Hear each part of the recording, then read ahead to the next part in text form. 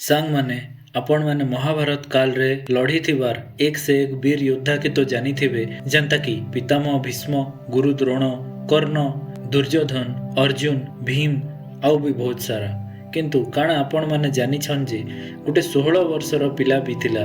जे एकला का कौरव सेना के डरे किना रखी देथिला आउ ताके मारवार लगी 7टा महारथी के युद्धर बहुत सारा नियम के भांगबा के पड़िथिला। तो आसन जन्मा महावीर अभिमन्युर वीर कथा। नमस्कार सांग माने मुई आपण मानकर संबलपुरिया भाई। तो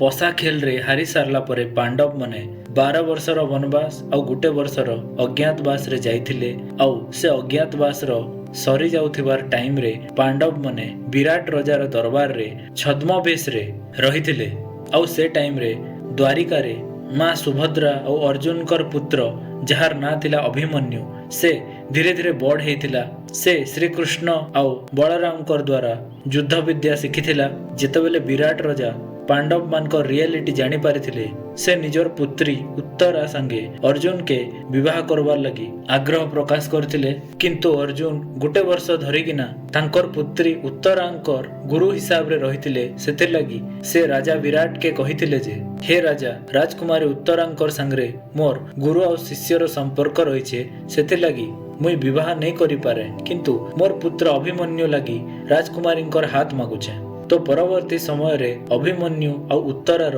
विवाह हो जाइथिला।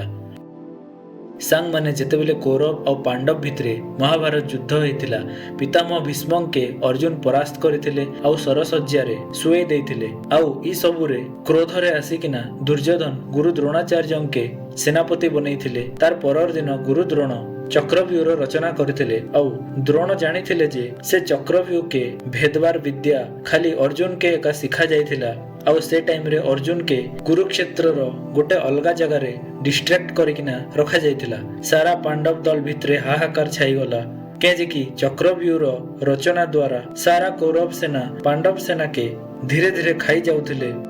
आउ चक्रव्यूह तोड़ किए भी नहीं जानी थई किंतु से टाइम रे अर्जुन पुत्र अभिमन्यु कहिथिले जे से ई विद्या के तांकर मां सुभद्रांकर गर्भरे थिला भितरे एका सिखि जाइथिले किंतु से खाली चक्रव्यूह के भेद करवाटा एका सिखि पारिथिले आउ से चक्रव्यूह बाहर बार विद्या जानबार आग्रह का सुभद्रा सोई पड़िथिले सेथि लगी से अधा विद्या एका सिखि पारिथिले। आउ सांग माने विज्ञान द्वारा एटा प्रूफ भी आए जे जेतेबेले छुआ गर्भ भितरे थिसी सेतेबेले 20 सप्ताह बेलके एका तार कान रो डेवलपमेंट हेथिसी आउ से सुनी पारसी। तो अभिमन्युंकर साहस देखिकिना भीम कहिथिले जे हे वीर पुत्र तमे चिंता नहीं करो तमर संगे मुई भी भीतर के प्रवेश करबी आउ मोर प्रहार मात्र रे एका तमे चक्रव्यूह भेदिकिना बाहर के भी आसी पारबो।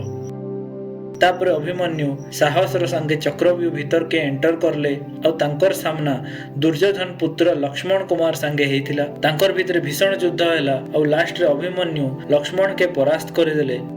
निजर पुत्रर कटी थिबार मुंड के देखिकिना दुर्योधन क्रोध रे आसिकिना युद्ध रे धर्मर सबु सीमा रेखा के उल्लंघन कर देथिला। दुर्योधन संगे 7टा महारथी मिसिकिना अभिमन्यु के घेरे देले जेन मने थिले निजे दुर्योधन गुरु द्रोण कर्ण दुशासन शकुनी कुलगुरु कृपाचार्य आउ द्रोण पुत्र अश्वस्थमा से मने मिसी करी आग अभिमन्युर घोड़ार वध करिदेले। तार द्वारा अभिमन्यु रथर गुटे चक के ढाल बनेकिना शेष पर्यंत लड़ीथिले किंतु तापरे कर्णर गुटे तीर रे अभिमन्युंकर चका आउ खंडा खंडित हो जाइथिला।